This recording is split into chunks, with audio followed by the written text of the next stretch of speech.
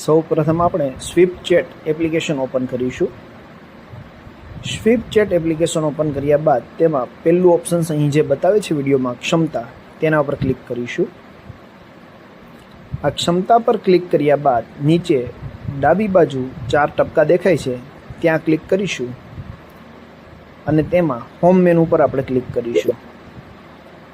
તમને પૂછશે કે શું તમે ખરેખર હોમ મેનુ પર જવા માંગો છો, એટલે આપણે હા ઓપ્શન સિલેક્ટ કરીશું.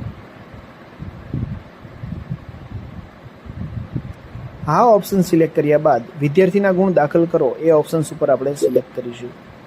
ત્યારબાદ અહીં એક ધોરણ સિલેક્ટ કરીશું. હું ધોરણ 6 સિલેક્ટ કરું છું. ત્યારબાદ એનો વર્ગ એ સિલેક્ટ કરીશ. ત્યારબાદ પત્રક એ સિલેક્ટ કરીશ. પછી અહીંયા નીચે સિલેક્ટ રિસ્પોન્સમાંથી કોઈ પણ એક વિષય સિલેક્ટ કરીશ. વિષય ગણિત સિલેક્ટ કર્યો છે. ત્યારબાદ એન્ટર માર્ક્સ ઉપર ક્લિક કરીશું.